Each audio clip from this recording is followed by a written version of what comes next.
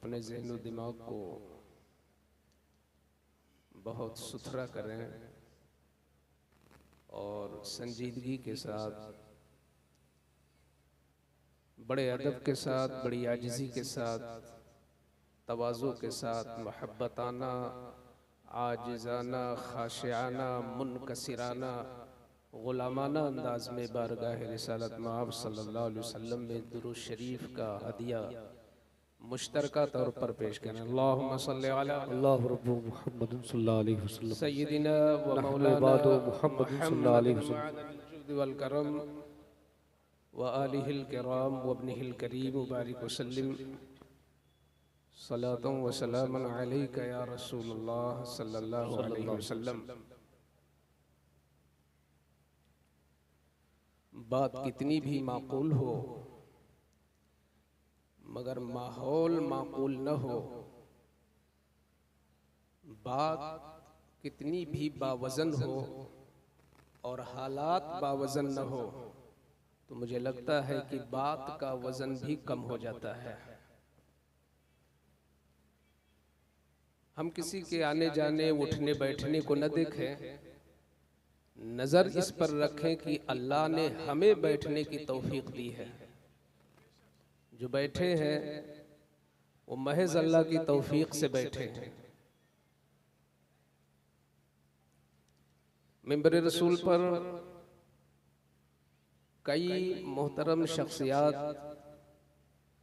अहले सुन्नत के मारूफ व मशहूर तरीन इदारा अल जामियतुल इस्लामिया रौनाही के मुवक्कर मोहतरम असातिज़ा तशरीफ़ फरमा है। बिलखुसूस लायक सद एहतराम, लायक ताज़ीम व तकरीम हज़रत अल्लामा क़ारी जलालुद्दीन साहब क़िबला जलवगर हैं। थोड़ी देर के लिए अपने मुकर्ररा और मुंतखब मज़मून पर बोलने की कोशिश करूँगा। कामयाबी अल्लाह की रहमत और उसकी अता है, कोशिश करना बंदे का काम है। हाजी अतहर साहब क़िबला बैठे हुए हैं। मैंने 2-3 दिन पहले ही शायद पूछा था कि बोलना क्या है, तो आपने फरमाया कि पोस्टर में मौजू लिखा हुआ है अज़मत सहाबे इकराम। नारे तकबीर, नारे रिसालत, नारे रिसालत, उलमाए अहले सुन्नत।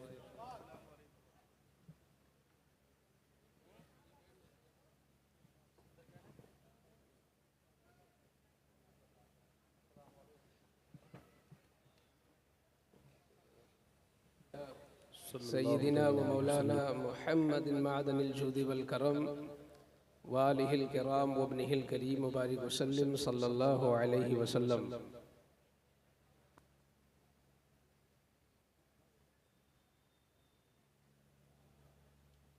हमारे अहले सुन्नत के इजलास में कुछ ऐसा होता है कि जितनी बार किसी की आमद होती है तो कई लोगों का जाना हो जाता है। ऐसा लगता है जैसे वो हीला तलाशी में रहते ही हैं कि कोई आए तो हम जाएं। ऐसा नहीं होता है। किसी के आने पर आपका हौसला और बढ़ना चाहिए कि देखो वो भी आ गए। सोच का जाविया बदलने तो कुछ और ही लज्जत मिले। बहरहाल मैंने कई जगह देखा कि नाज़िम इजलास ने लोगों को खड़ा किया मुनज़्ज़म करने के लिए, तो उसी बहाने लोग गायब हो गए।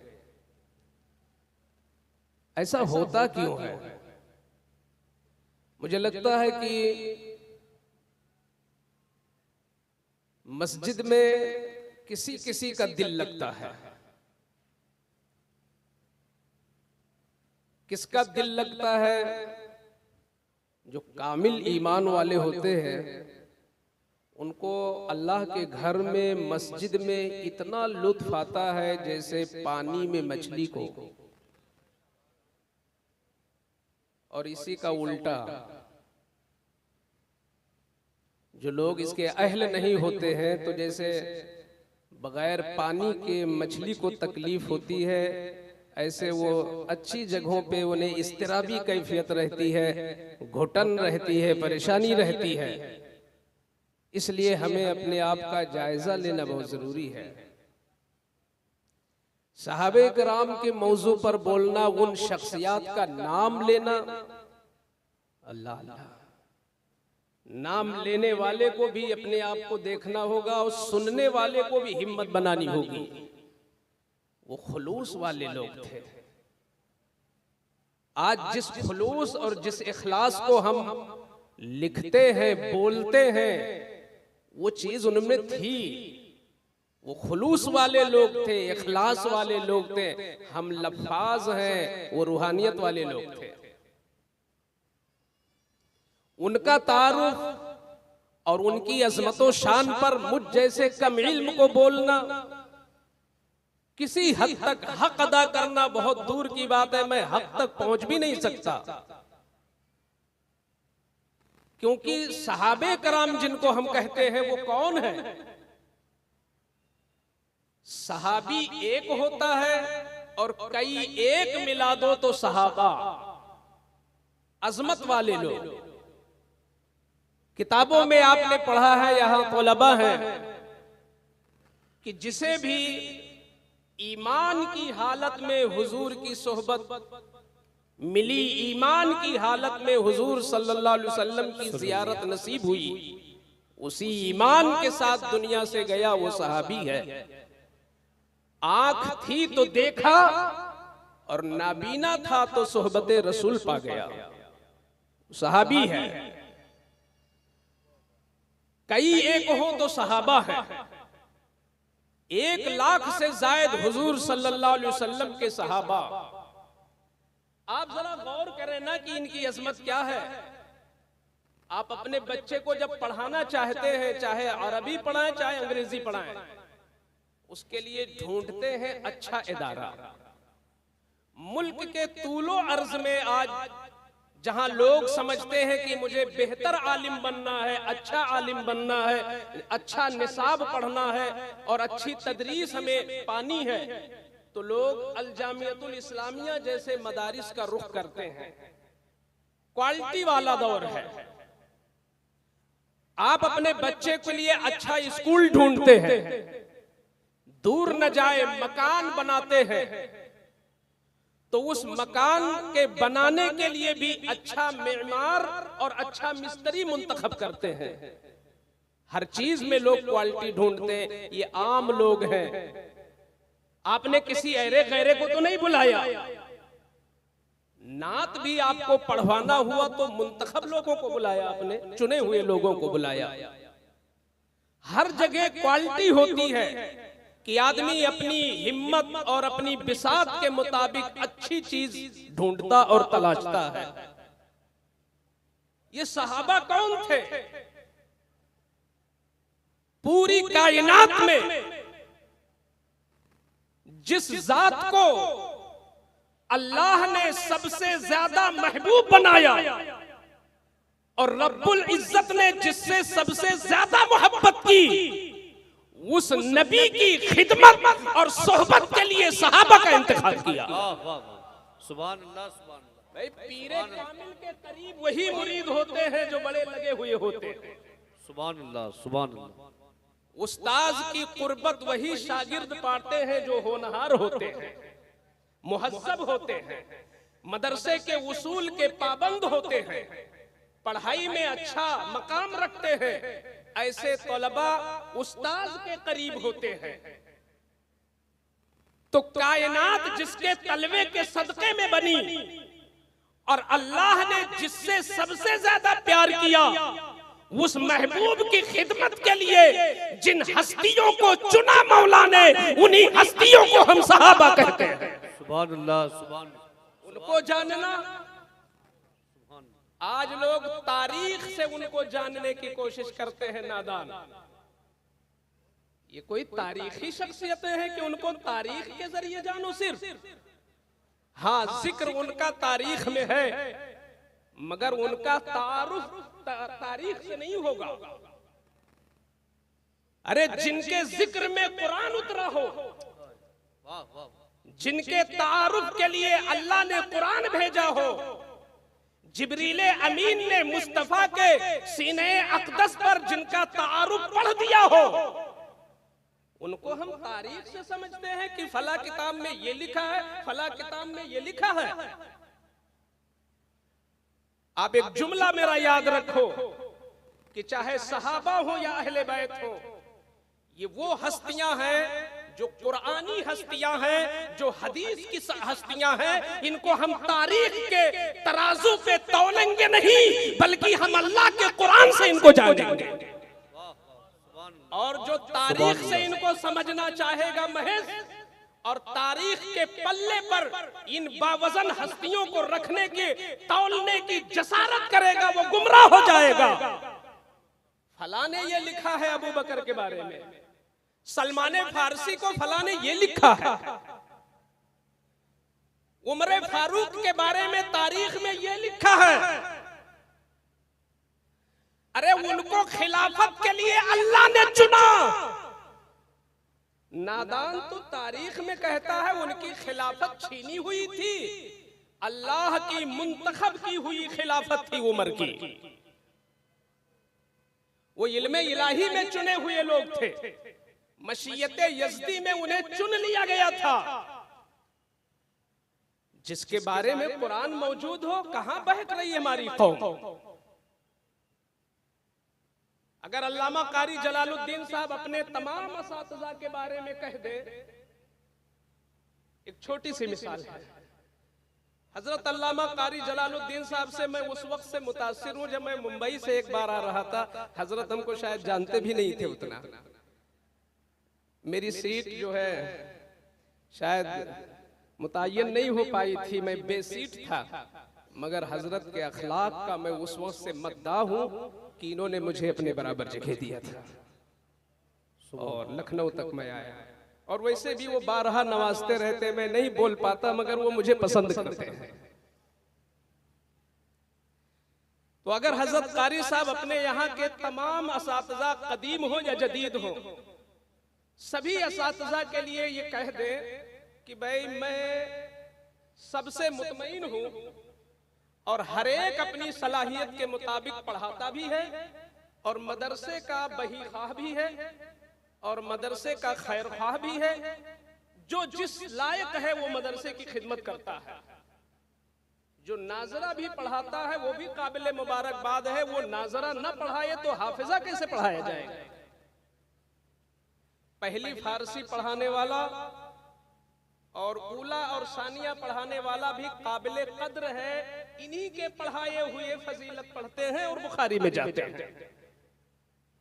तो अगर ये कह दे मैं सबसे मुतमईन हूं, फिर अगर कोई अगल बगल का मकतब का मौलाना या किसी मदरसे का या किसी कोई और ताल्लुक रखने वाला कोई शख्स आके ये कहे कि नहीं, हजरत कारी साहब तो फला को ज्यादा चाहते हैं और फला को नहीं चाहते हैं, वो उनसे नाखुश है, जबकि हजरत कारी साहब ने अलल ऐलान छपा दिया, सुना दिया, मैं सबसे मुतमईन हूं।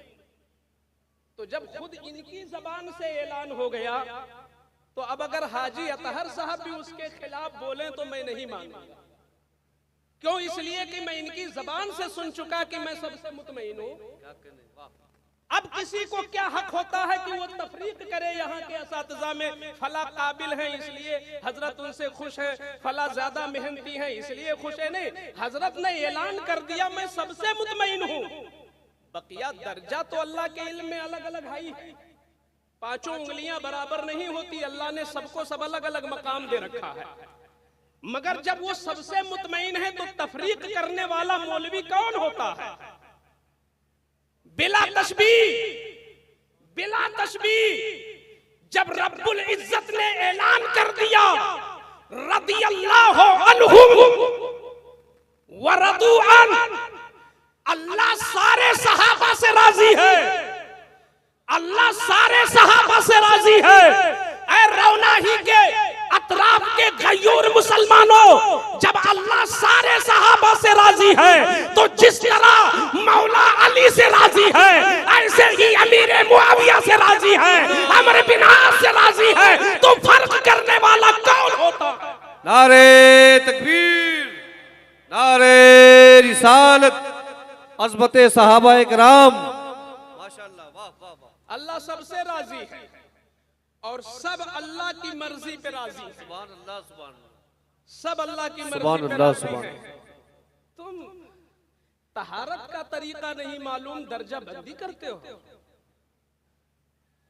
अपना चेहरा कैसे रखा जाए ये शऊर नहीं, तुम उन फरिश्ता सिफत शख्सियों पे बोलने की जसारत करते हो।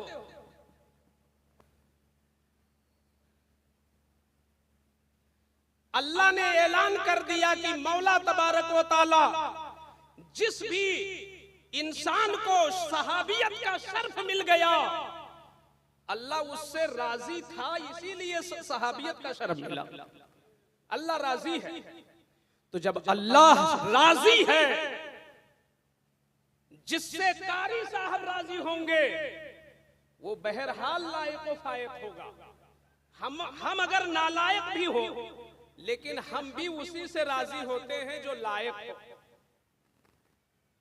आदमी खुद कैसा भी हो, शराबी हो, मगर वो अपने बच्चे के लिए चाहता है कि मेरा बच्चा तहज्जुद गुजार हो, है कि नहीं? आदमी खुद नशा करता है मगर सोचता है मेरा बच्चा नशे से नफरत करे। तो कोई किसी से जब राजी होता है तो इसका मतलब वो बहुत अच्छा है। तो जब ये दुनिया का इंसान जिससे राजी हो वो अच्छा होता है, तो क्या ख्याल है उसके बारे में जिससे अल्लाह राजी हो? ये अम्र बिन आस वो है जिनसे अल्लाह राजी है, ये अमीर मुआविया वो है जिनसे अल्लाह राजी है, सलमान फारसी वो है जिनसे अल्लाह राजी है, हजरत सिद्दीक अकबर वो है जिनसे अल्लाह राजी है। गिलाफे काबा पकड़कर भी अगर हमें भी अहमदुल फत्ताह साहब की तरह रमजान में जाना अल्लाह तौफीक दे दे, तो मैं वहां गिलाफे काबा पकड़ के कसम खा के ऐलान करूंगा कि बिलाशुबहा एक रत्ती फर्क नहीं, एक रत्ती फर्क नहीं, जिस कदर अल्लाह की रिजा मौला अली के साथ है, सेम सिद्दीक अकबर के साथ है, उसी तरह फारूक आजम के साथ। वाह वाह वाह वाह, सुभान अल्लाह, सुभान अल्लाह सबसे राजी है, मगर सबका सुभान रंग अल्लाह। अलग अलग था, सुभान सबका अल्लाह। रंग अलग अलग था। माशाअल्लाह। अब जाहिर सी बात है, हर गुलेरा रंगो बुए दीगरे, हर फूल का एक अलग रंग होता है। फारूक आजम का रंग अलग था, फारूक आजम का रंग अलग था और सबसे अलग था। कैसा रंग था? मैं तो कहता हूं मोहब्बत अहले बैत भी अगर सीखना है तो फारूक आजम के दरबार से बेहतर कोई दरबार नहीं दिखता। अली और अली की औलाद से, अली और अली की औलाद से अगर मोहब्बत सीखना हो तो दरबारे फारूकी से बेहतर कोई दरबार नहीं दिखता। क्या कहने, वाह वाह वाह वाह, सुभान अल्लाह। क्या शान है, अमीरुल मोमिनीन है ना। झूठे वादों से जीतने वाले कोई हाकिम नहीं है, अमीरुल मोमिनीन है, अमीरुल मोमिनीन। खुसूसी मीटिंग चल रही थी, सगा बेटा भी हुक्म हुआ कि ऐ अब्दुल्ला, मैं दीन के मामले में गुफ्तगू कर रहा हूं, तुम अंदर मत आना। अपने बेटे से कह दिया, अब्दुल्ला से, अब्दुल्ला इब्ने उमर, मैं रसूलुल्लाह सल्लल्लाहु अलैहि वसल्लम के मिशन और दीन के लिए मैं गुफ्तगू कर रहा हूं, अंदर मत आना। बेटे की भी हिम्मत नहीं थी कि मैं खलीफा का बेटा हूं, अमीरुल मोमिनीन का बेटा हूं, मैं यूं ही घुस जाऊं, हिम्मत नहीं थी, बाहर खड़ा था। मगर वाह रे, उमरे फारूक की मोहब्बत अहले बैत कितनी ज्यादा थी इनके अंदर। ये तो एक मुस्तकिल मौजू है कि उमरे फारूक और मोहब्बत अहले बैत, सैयदना उमर और मोहब्बत अहले बैत, इसे भी आम करने की जरूरत है। थोड़ी देर में इमाम हसन तशरीफ ले आए। देखते हैं कि अमीरुल मोमिनीन का बेटा खुद बाहर खड़ा है। जब इनके लिए एंट्री नहीं है तो मेरे लिए भी मुनासिब नहीं है। पूछ लिया इमाम हसन ने, अब्दुल्ला क्या अमीरुल मोमिनीन मसरूफ ज्यादा हैं? तो उन्होंने कहा हाँ बहुत मसरूफ हैं, और फरमाया है कि कोई अंदर ना आए, लेकिन मैं समझता हूं कि ये हुक्म आपके लिए नहीं होगा, आप जा सकते हैं। ये क्यों बोले? ये क्यों बोले? उनके घर का माहौल वही रहा होगा। हम देखते हैं भाई छोटे छोटे बच्चे, कारी साहब, हम लोग, हमारा बच्चा 10 साल का है और इससे पहले 8 साल का था, 7 साल का, तो अगर अड़ोस पड़ोस में किसी से दिल थोड़ा दूर हो जाए तो खुद ब खुद बच्चों का दिल न जाने क्यों दूर हो जाता। पेरेंट्स अलग हो जाए तो बच्चे अलग हो जाते हैं। इसका मतलब होता है कि बच्चे जो ज़हन लेते हैं वो अपने माँ बाप से लेते हैं, और खुद ब खुद माँ बाप का ज़हन चला जाता है, उनकी सोच अंदर घुस जाती है बच्चों में। तो ये अब्दुल्ला इब्ने उमर ने ये जुमला क्यों कहा कि आप शायद इससे अलग हैं? ये हुक्म मेरे लिए तो है मगर आपके लिए नहीं है, आप अहले बैत हैं, आप जा सकते हैं। मगर वो लोग भी बड़ी आला फिक्र वाले थे, वो जन्नती जवानों के सरदार थे। वो उन्होंने कहा नहीं, अगर मसरूफ है अमीरुल मोमिनीन तो मेरे लिए कोई जरूरी भी नहीं कि मैं जाऊं इस वक्त। अभी जोहर का वक्त होगा और अमीरुल मोमिनीन तशरीफ लाएंगे तो मस्जिद में मुलाकात हो जाएगी। इतना कहकर वो चले गए। अब जरा मोहब्बत देखो फारूक आजम की। जब खत्म हुई मीटिंग, बाहर तशरीफ लाए, फरमाया अब्दुल्ला इतनी देर में कोई बात तो नहीं हुई, कोई आया तो नहीं था मिलने? अर्ज करते हैं हुजूर इमाम हसन तशरीफ लाए थे। तो फिर अंदर क्यों नहीं भेजा? अर्ज करने लगे हुजूर मैंने कहा तो, मगर वो हजरत ने खुद एहतियात किया और तशरीफ नहीं ले गए, और फरमाया कि मैं मस्जिद में मिल लूंगा। आप बताइए इस बात में कोई बहुत ज्यादा दिक्कत की बात नहीं थी कि इमाम हसन वापस आ गए। अमीरुल मोमिनीन ने वापस तो नहीं किया, वो अज खुद वापस तशरीफ ले आए। तो इसमें सैयदना उमर की कोई गिरफ्त नहीं थी, इसमें उनकी कोई गिरफ्त नहीं थी, जब उन्हें इल्म ही नहीं था कि वो आए थे।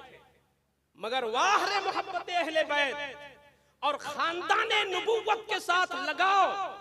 और मैं समझता हूं खानदान नबूवत से लगाव की वजह थी नबी से लगाव। जब किसी बाप से मोहब्बत होती है तो उसकी औलाद से भी मोहब्बत होती है, बाप से नफरत हो तो औलाद से भी नफरत होती है। ये उमर को जो थी मोहब्बत अहले बैत के साथ, ये इस वजह से थी कि उन्हें आका से बेहद मोहब्बत थी। तो कहते हैं अब्दुल्ला ये तुमने गलत किया, क्यों वापस चले गए? मैं इंतजार नहीं करूंगा कि अजान हो मस्जिद नबवी में वो आए तब मुलाकात करूं, मैं ये इंतजार नहीं करूंगा, मैं जाता हूं खुद उनके घर। सैयदना फारूक आजम वक्त के अमीरुल मोमिनीन हैं, इमाम हसन के दरवाजे पर दस्तक देते हैं कि उमर हाजिर हुआ है। सैयदना इमाम हसन ने कहा अरे क्यों जहमत फरमाई आपने, कोई खास काम तो नहीं था, बस यूं ही मुलाकात थी, वक्त नहीं था तो मैंने सोचा मस्जिद में मिल लूंगा। आपने ये जहमत क्यों किया? और सुनिए हजरत, जब आपका बेटा अब्दुल्ला अंदर नहीं जा सकता तो मैं कैसे जाता? जब अमीरुल मोमिनीन खुद का बेटा अंदर नहीं जाता तो हसन क्यों चला जाता? तो सैयदना उमर ये सुनकर कांपने लगे और मोहब्बत अहले बैत में लरजने लगे, ज़ारो कतार रोने लगे।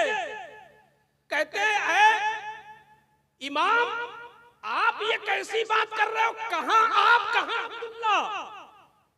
चे निस्बत खाकरा बालम पाक, कहां आपकी हस्ती, कहां मेरे बेटे की हस्ती? सुनिए मेरे इमाम, वो उमर का बेटा है, आप मौला अली के बेटे हैं। वाह, वो आपके कद के बराबर नहीं हो सकता। आप अली के बेटे हैं, वो उमर का बेटा है। और सुनिए, आपने अपने को उनसे क्यों मिलाया? वो कहां, आप कहां? अरे उनकी माँ का नाम फातिमा नहीं है, उनकी नानी का नाम खदीजा नहीं है, और उनके नाना का नाम मुस्तफा नहीं है। वाह वाह वाह, ये है मोहब्बत। सुभान अल्लाह। जहां ये मामलात हो वहां पे जुल्म कहां से दाखिल होगा? जुल्म वहां नहीं है। इनकी आंखें अंधी हैं, इनकी फहम कज है, इनकी सोच गंदी है, इनके दिल में खुबासत है। वहां तो मोहब्बत ही मोहब्बत है। रुहमाओ बैनहुम की तफसीर है, वो आपस में बड़े करीम थे, वो आपस में बड़े मेहरबान थे। सारे सहाबा आपस में मेहरबान थे। ये किसने कहा? अल्लाह ने कहा। अब यहां उलमा तशरीफ दे, क्या इसके खिलाफ कोई तारीख मानी जाएगी? अल्लाह ने ऐलान कर दिया रुहमाओ बैनहुम, वो आपस में बड़े मेहरबान थे एक दूसरे के लिए। वो उनको आगे बढ़ाते थे तो उनको आगे बढ़ाते थे। वो शीरो शकर थे आपस में। और किसके लिए कहा? सभी के लिए कहा। मौला अली सिद्दीक अकबर के साथ, मौला अली फारूक आजम के साथ ये बिल्कुल शीरो शकर थे, रुहमाओ बैनहुम थे। वो कहीं कोई जुल्म नहीं था, कहीं कोई बगावत नहीं थी। हत्ता कि एक तरफ तो ये हजरत ये कह रहे हैं तुम अली के बेटे हो, वो तो उमर का बेटा है, और दूसरी तरफ जरा अली का तस्वीर देखो। अल्लामा जलालुद्दीन सयूती ने तारीखुल खुलफा में इस हदीस को नकल किया। वो कहते हैं कि मौला अली का खुद का इरशाद है कि जिस शख्स ने मुझको फजीलत दिया सिद्दीको उमर पर, बाद में कुछ होगा मुझे पता चल जाए तो मैं उस पर कोड़े लगाऊंगा और मैं दुर्रे लगाऊंगा जिसने अली को सिद्दीक पर फजीलत दिया या उमर पर फजीलत दिया। ये खुद मौला अली कहते हैं। वाह वाह, आप जरा देखें ना, आंख खोल के, क्या शान है शेखैन की। जब रसूलुल्लाह सल्लल्लाहु अलैहि वसल्लम निकलेंगे कब्र पाक से, इसी तारीखुल खुलफा की हदीस है कि जब कब्र पाक से मुस्तफा जाने रहमत निकलेंगे, उसके बाद सिद्दीक अकबर, उनके बाद फारूक आजम, और मैदान महशर में इस शान के साथ नबी तशरीफ लाएंगे कि एक हाथ सिद्दीक अकबर के कंधे पर होगा और एक हाथ फारूक आजम के कंधे पर होगा। दुनिया को बता रहे होंगे कि ये दुनिया में भी मेरे वजीर हैं, आसमान भी में मेरे वजीर हैं, और कयामत में भी मेरे वजीर हैं। वाह वाह वाह वाह, सुभान अल्लाह सुभान। मुझे हाजी साहब ने कहा था कि कुछ फारूक आजम को हम लोग बहुत ज्यादा, और माशाअल्लाह उनकी हस्ती ऐसी है जो हर जमाने में उनके किरदार की जरूरत है। दीन के लिए सख्ती की भी जरूरत है, दीन के लिए, और आपसी मामलात के लिए मोहब्बत की जरूरत है। अगर आपसी मोहब्बत हो जाए तो इख्तिलाफात खत्म हो जाए, और दीन की जो सख्तियां हैं वो आ जाए तो मस्जिदें भर जाए। हम उल्टा है, दीन के मामले में बड़े मुदाहिम हैं। दीन के मामले में हमें कभी भी गुस्सा नहीं आता।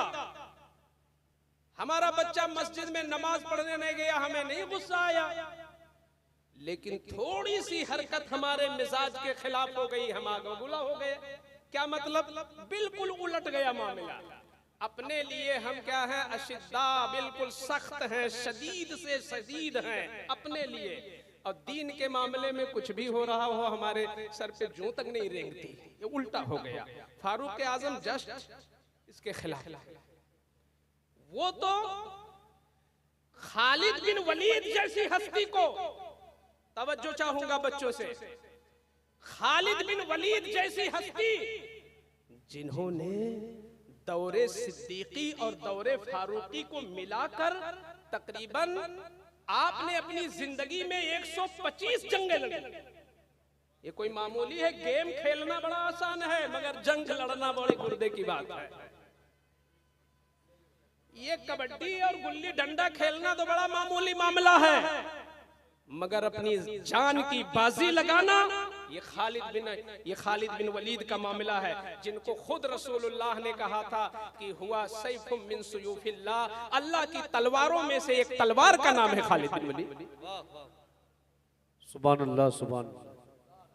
अगर दीन के मामले में कहीं से थोड़ा सा कि कहीं कोई फर्क ना आ जाए निज़ाम मुस्तफा में, एक बार हजरत ने खुश होकर के किसी शायर को बहुत लंबी रकम से नवाज दिया और माल बैतुल माल का था। पता चला फारूक आजम को, अमीरुल मोमिनीन थे और वो जंगी सिपे सालार थे, उस वक्त उम्मत को उनकी जरूरत थी खालिद बिन वलीद की। तो आपने फौरन खत लिखा अबू उबैदा इब्ने जर्राह को, कहा कि ये मेरा खत है, उनसे पूछा जाए कि जो तुमने वो फला शायर को जो नवाजा, तुमने इतने पैसे 1200 दिरहम तुमने दे दिया एक कलाम पर, ये बताओ माल कहाँ का था, बैतुल माल का था कि तुम्हारी जेब का था? ये किससे कह रहे हैं जिन्होंने 125 जंगें लड़ी हैं और दीन को बुलंद किया है।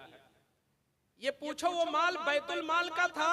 अगर बैतुल माल का था तो वो आम मुसलमानों का हक है, तुम कौन होते हो कि अपने हाथ से इतनी लंबी रकम किसी को दे दो? और अगर तुम्हारी जेब का था तो हिसाब दो, ये आया तो कहां से आया? ये आया तो कहां से आया? ये फारूक आजम की सख्ती हर बाप को अपने बेटे के साथ करना चाहिए और हर उस्ताद को अपने शागिर्द के साथ करना चाहिए, बल्कि मैं हिम्मत करके बोल दूं हर पीर को अपने मुरीद के साथ करना चाहिए। वाह वाह वाह वाह वाह। आप हमको खिला दे, हम खुश हो जाएं और सर पे हाथ रख दे कि पहुंचा दिया आपको, नहीं, ना हम पहुंचे ना आप पहुंचे, दोनों लोग रास्ते में रह गए। पहुंचाने वाला दीन नहीं है, ये मेहनत वाला दीन है, ये जिद्दोजहद का दीन है, ये सईयो अमल का दीन है। अगर सिर्फ निगाहों से मामला होता तो निगाहे मुस्तफा से बढ़कर कौन सी निगाह है? अगर अमल की जरूरत न होती तो रातों में जागकर पैगंबर इस्लाम अपने कदमों को सुजा न लेते। खड़े खड़े कदमों में सूजन और पूछने पे बताया कि क्या मैं अल्लाह का शुक्रगुजार बंदा न बनूं? ये दीन मेहनत का दीन है। जिन अफराद को अल्लाह ने असर और रसूख दिया हो कि उनकी बात कौम मानती है, उन्हें इसका फायदा उठाना चाहिए कि कौम को वो अच्छी दावतें दे। ये ना हो कि सिर्फ उनकी दावतें कबूल करें, उनकी दावतें भी कबूल करें और दीन की दावत दें कि अल्लाह ने उनकी जबान में असर रखा, अल्लाह ने उन्हें निस्बत दिया। मैं मानता हूं कि अगर ऐसी भी शख्सियत मेरी निगाह में है कि अगर वो इतना कह दे कि मैं तुम्हारे यहाँ नहीं आऊंगा अगर तुम्हारी दाढ़ी शरा के मुताबिक नहीं होगी, तो हजारों नहीं लाखों लोग हैं जो दाढ़ी वाले हो जाएं। वाह वाह ये मौलवी वाह शेर वाह। मोहम्मद जैसे लोग कितने भी दलाइल दे दे, हम चाहे अहादीस का एक पूरा मजमुआ सुना दें, यहाँ आप 2 जुमले बोलेंगे कल असर खत्म हो जाएगा, लेकिन जिन पर आप मरते हैं अगर वो चाह ले तो आप बाशरा हो जाए, आप नमाजी हो जाए। फारूक आजम ने दीन में सख्ती किया और उस वक्त के लोग कितने सादा दिल थे। आज अगर किसी को थोड़ा सा मनसब बदल दो, यहाँ से यहाँ कर दो, तो वो बगावतें खड़ी कर देगा कि देखो मुझको वहां से यहाँ हटा दिया। जब अबू उबैदा इब्ने जर्राह ने वो खत दिया तो उन्होंने खत को चूम लिया और अबू उबैदा को सीने से लगा लिया, कहा बेशक उमर का फैसला बहुत सही है, अबू उबैदा तुम सिपह सालार रहो, मैं एक आम जंगी बनकर तुम्हारी मदद करूंगा। कैसे लोग, ये है सहाबा जिनसे अल्लाह राजी है। अगर आपका भी दिल इतना साफ हो जाए तो अल्लाह की रजा हमें भी मिल सकती है। ये सारी चीजें अगर आज हम एक सवाल यहाँ पर लिख दे कि मुसलमानों की पस्ती का सबब क्या है, मुसलमानों की जिल्लत का सबब क्या है, तो मुझे लगता है कि तरह तरह के जवाबात आ जाएंगे। कोई किसी को दोषी ठहराएगा, कोई किसी को जिम्मेदार ठहराएगा, कोई किसी को जिम्मेदार ठहराएगा। मैं कहता हूं ये सारे जवाबात को कूड़े में डाल दो, एक जवाब जो कुरान ने दिया है वो लिख दो, वमा असाबकुम मिन मुसीबतिन फबिमा कसबत अयदीकुम, तुम्हें जो भी परेशानियां हो वो जिल्लत की शक्ल में हो या गुर्बत की शक्ल में हो या कत्लो शिकस्त की शक्ल में हो, जो भी तकलीफ पहुंचती है वो तुम्हारे करतूत का नतीजा है। तुम शरीयत से हटोगे, दुनिया में जलील हो जाओगे। तो कभी इस एंगल से भी तो हमें कोशिश करना चाहिए। आज नेकियों की शक्ल में गुनाह हो रहे हैं, वाह वाह वाह, आज नेकियों की शक्ल में गुनाह हो रहे हैं।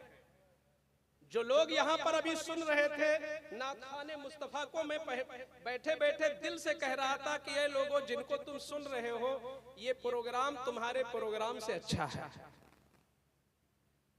मेरा इशारा शायद कुछ लोग समझ रहे होंगे।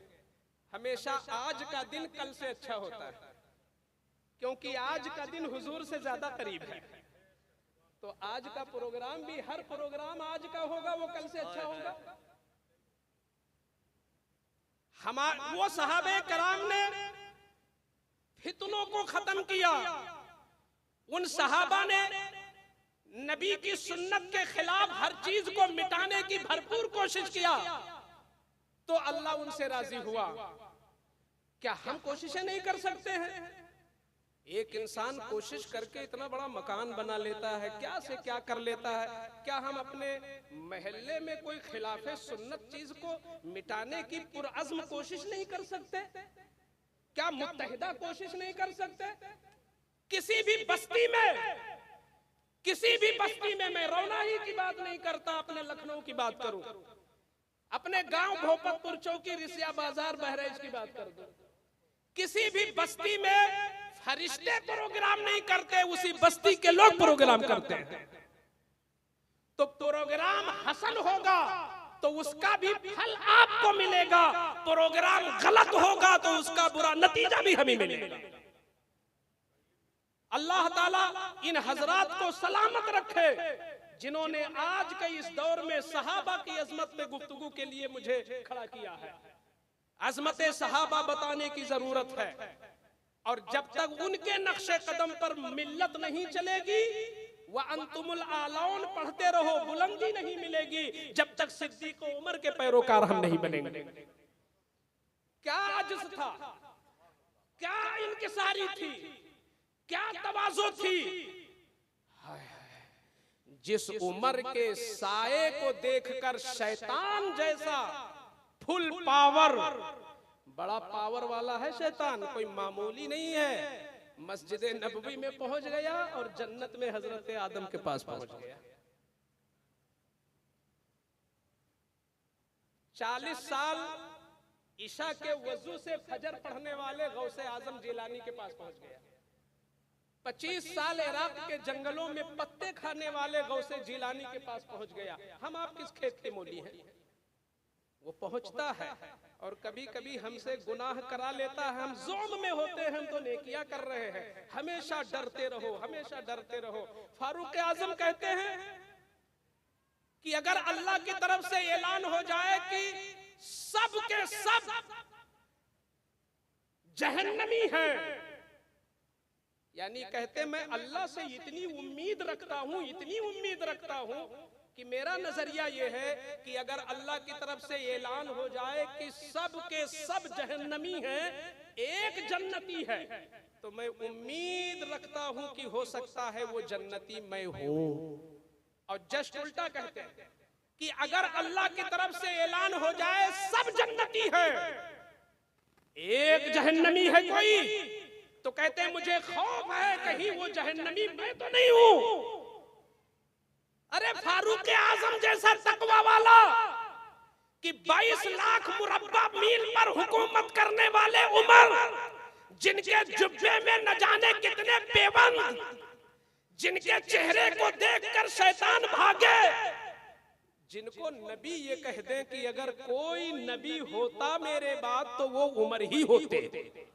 बताओ बच्चों, इससे बड़ा कोई तारुफ उमर का हो सकता है? ये बहुत बड़ा तारुफ है सैयदना उमर का। मैं समझता हूं पूरी अहादीस में ये हदीस बहुत बावजन है कि आका फरमाते हैं अगर मेरे बाद कोई नबी हो सकता तो उमर ही होते। ये कितनी बड़ी कद्र और कीमत और कितनी बड़ी शान और आजमत है सैयदना उमर की। लेकिन उसके बावजूद जिसका इतना बड़ा मामला हो, इतनी बड़ी अजमत हो, इनकिसारी किस दर्जे थी दीन के मामले में? इनकिसारी इतनी थी कि एक रोज सहाबे कराम ने मीटिंग किया। सुने तवज्जो से, एक दिन मीटिंग किया। ये चीज हम लोग भी अपने अंदर उतारे तो हो सकता है मुझे दुनिया में सुकून मिल जाए।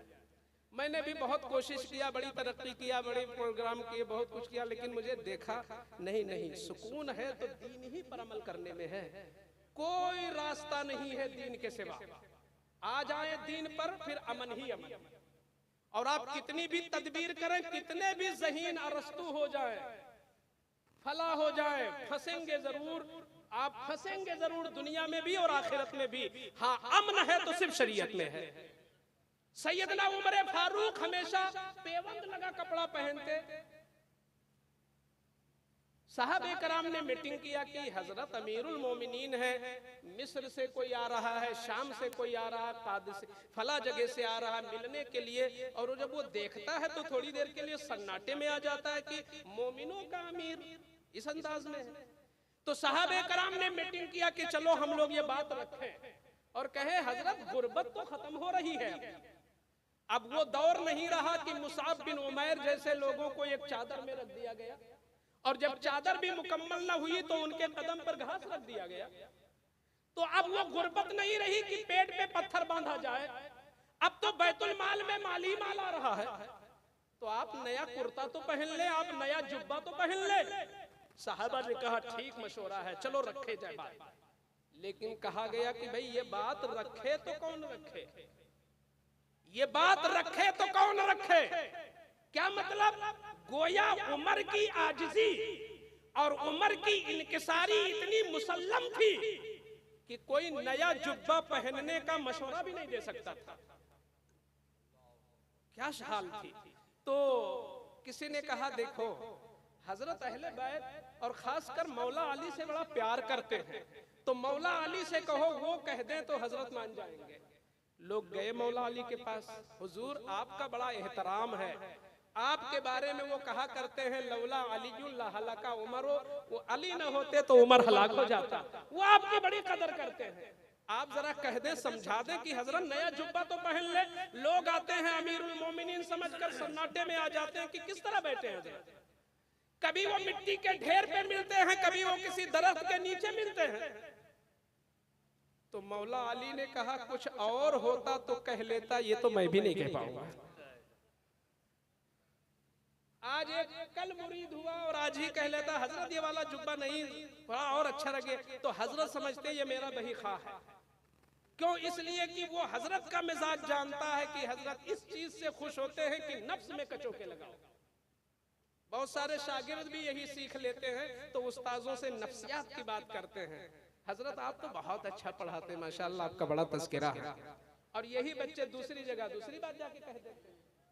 तो कभी इसमें आना नहीं चाहिए। ये बच्चे हैं, बरावाज़े खुद का गर्रा मशो, इनकी आवाजों पे कोई भरोसा नहीं, ये कुछ भी कह देते हैं। बहरहाल लेकिन ये हमारी कमाई होते हैं और इन्हीं पे हमारा सारा मदार होता है।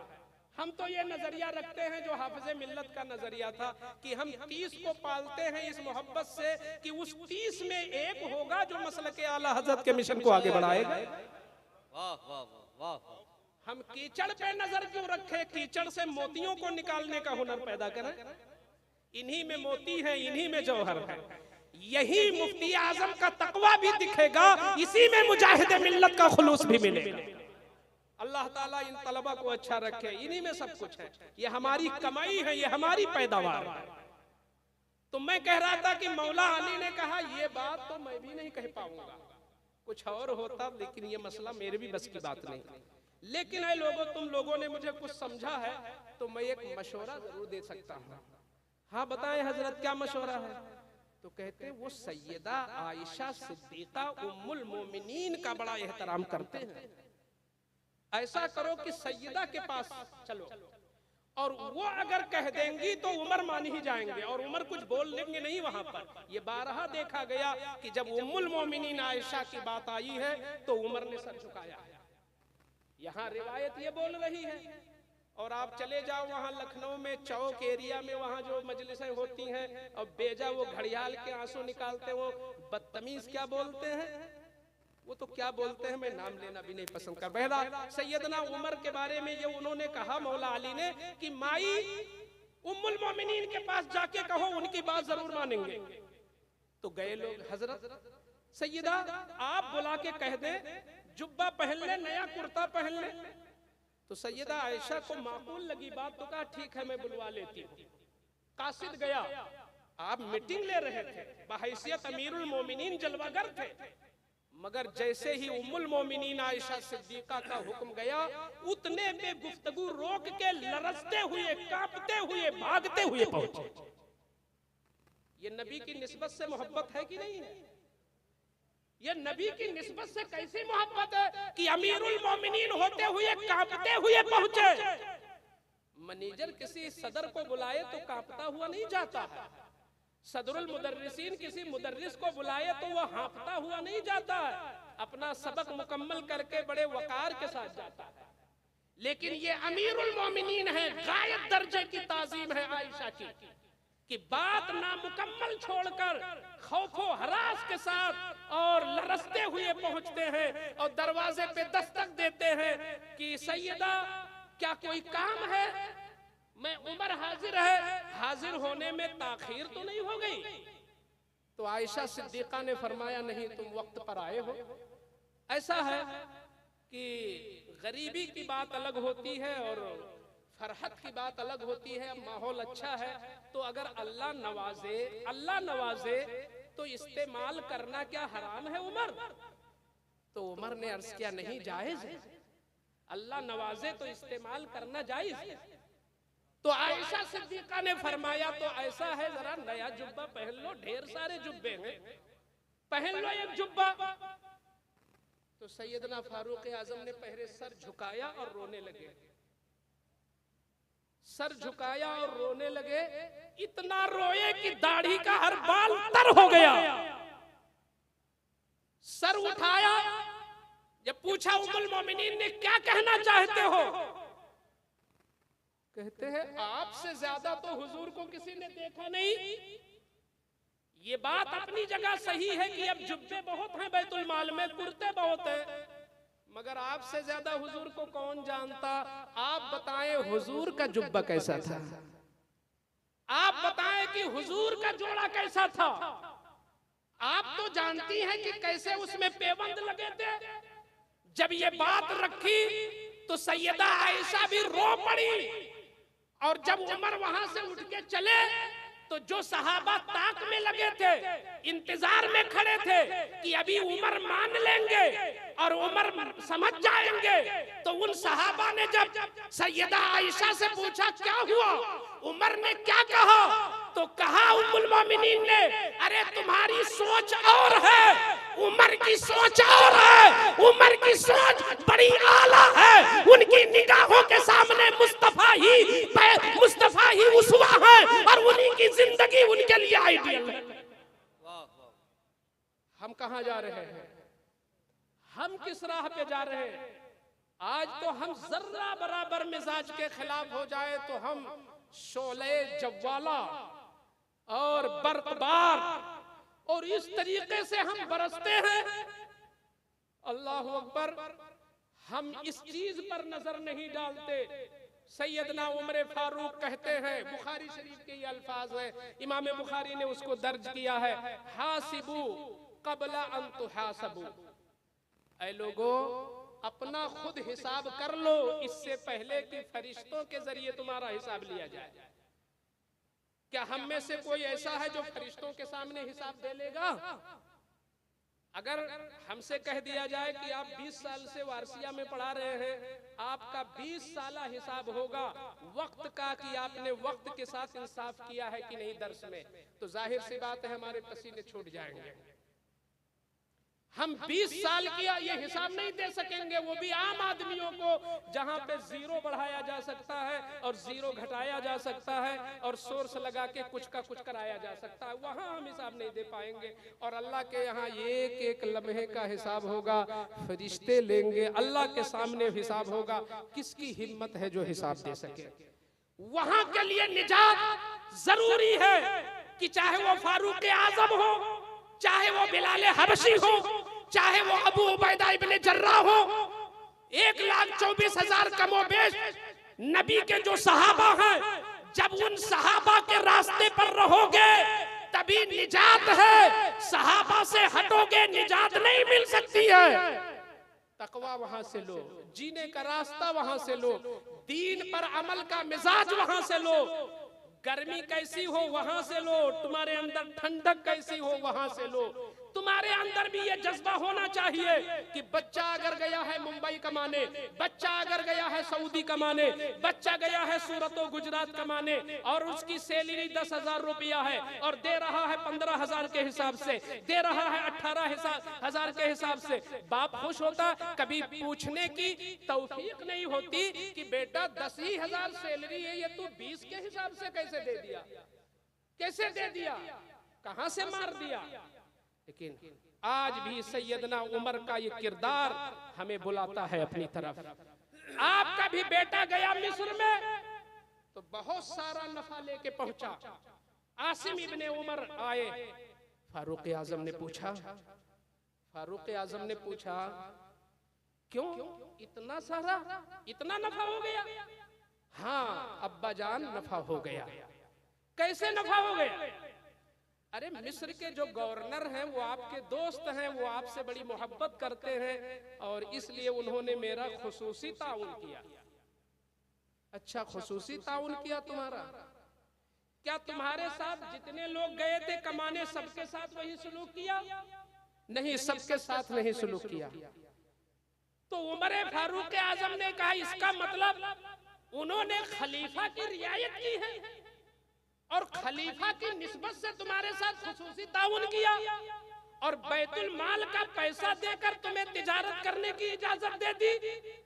मेहनत भर का लो, ऐसा करो जितना लेके आए हो वो सिर्फ तुम्हारा नहीं है, आधा अपना मेहनताना निकाल कर आधा बैतुल माल में दे दो।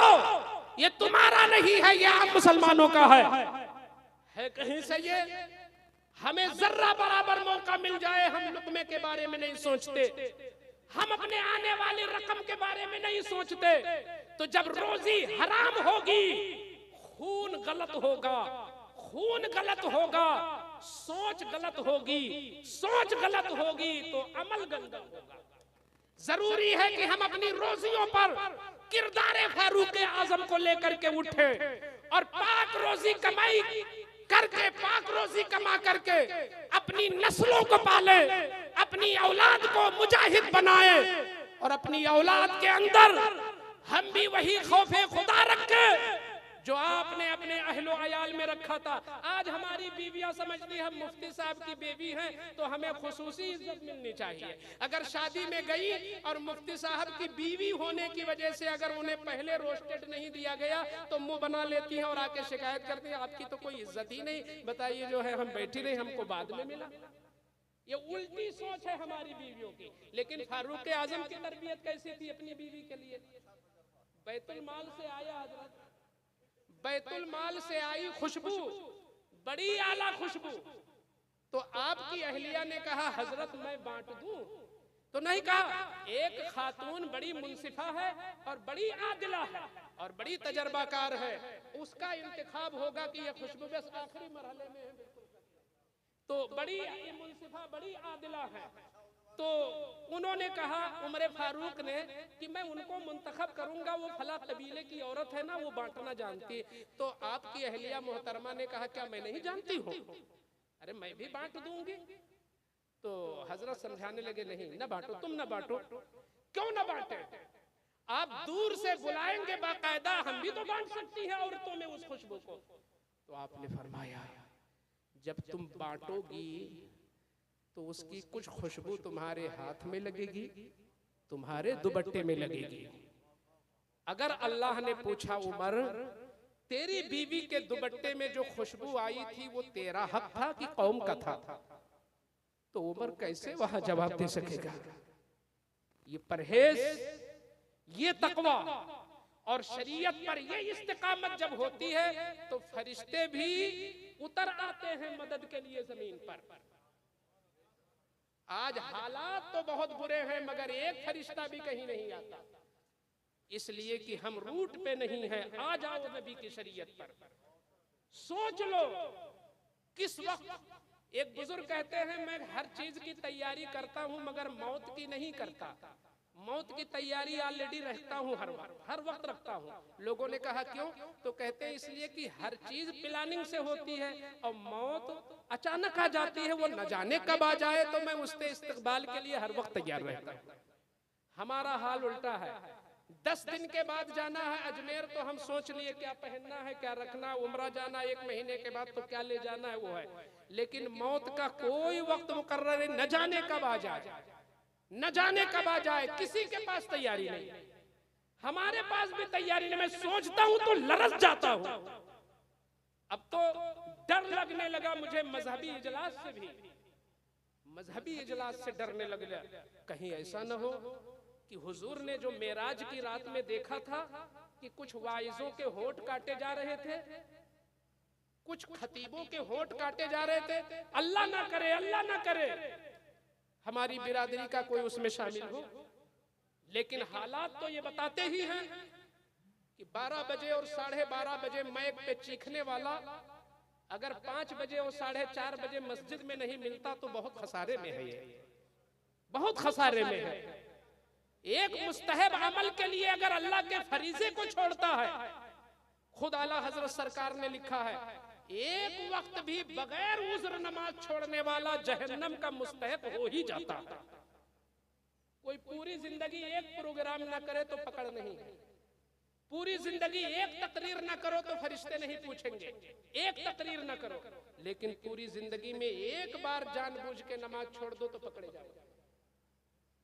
हम गाड़ियों में होते हैं, हम इधर उधर होते हैं, हमें डर लगता है, बहुत डरते हैं। हम अपने साथियों को भी समझाते हैं, बल्कि हम प्रोग्राम करने वालों को खुसूसी मजलिसों में कहते हैं कि रास्ते में थोड़ी अगर नींद आ जाए तो कमरे में पहुंच के पहले तहज्जुद पढ़ लिया करो। अल्लाह ने तुम्हें मौका दिया है कि रास्ते में थोड़ी नींद हो गई और 3 बज रहे, पहुंच के डायरेक्ट सो न जाओ, 2 रकात ही सही तहज्जुद पढ़ के सो, ताकि अल्लाह तुम्हारी ज़बान में तासीर अता फरमाए। सुभान। हर एक को तहज्जुद का मौका नहीं मिलता, मगर जलसा करने वालों को तहज्जुद का बहुत अच्छा निजाम मिलता है। हमें चाहिए कि हम अपने हिसाब के लिए हर वक्त तैयार रहे, कोई काम नहीं आएगा। अल्लाह ताला सहाबे कराम के झुरमुट में हमें कल उठाए और उन्हीं के नालैन के तुफैल, उन्हीं के तकवे के तुफैल अल्लाह ताला बेहिसाब हम सब की मगफिरत फरमा दे। जो कुछ मेरे बोलने में गलतियां हुई अल्लाह ताला माफ फरमाए। अस्तगफिरुल्लाह रब्बी मिन कुल्लि ज़ंबि व अतूबु इलैहि व मा अलैना इल्लल बलाग। अस्सलामु अलैकुम व रहमतुल्लाहि व बरकातहू। दुआ के हर्फ नहीं होते रद मदीने में,